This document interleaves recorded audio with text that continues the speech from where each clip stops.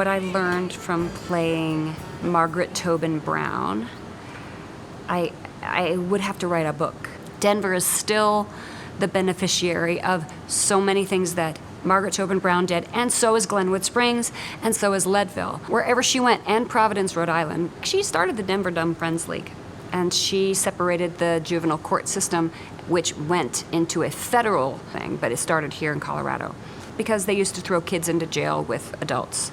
And she was like, that's not right. And then she built that amazing cathedral that's across from the state capitol in Denver, that huge Catholic cathedral. She spearheaded it, she fundraised for it.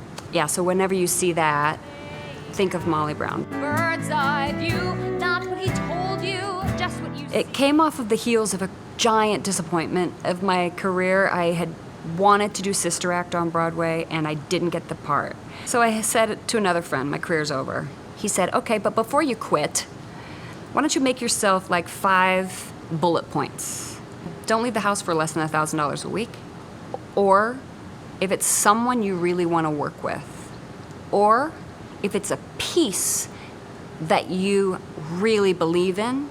Or if it's not a piece you really believe in, but the piece has legs, like if it's gonna go. Oh, and the final one was, do something that scares you.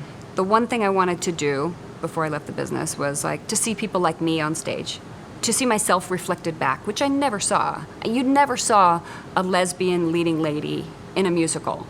And then my agent called and said, would you mind putting yourself on tape for this reading at the public? Then these tracks came through, like 3 tracks came through of Janine Tesori playing and singing. And I was like, what is this? I need this, I need this. I'd like to change everything about What I love about Colorado, everything. I love the sky, I love the air, I love the dirt, I love the rivers, and I love the people.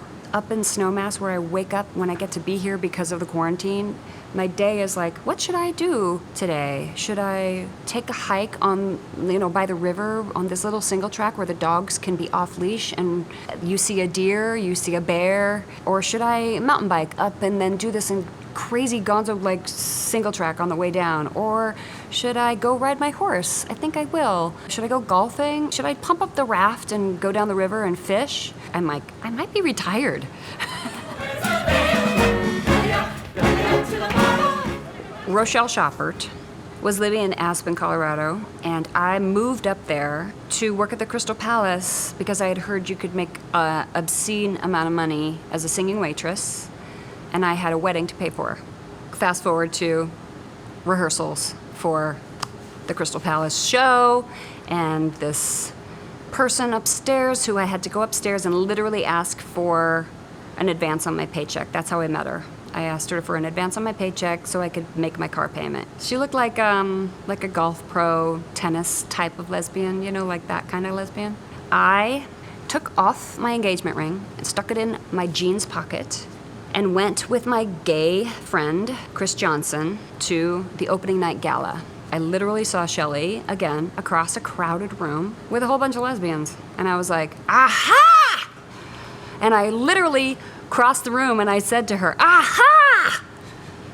And she was like, aha, back. And I was like, uh-huh.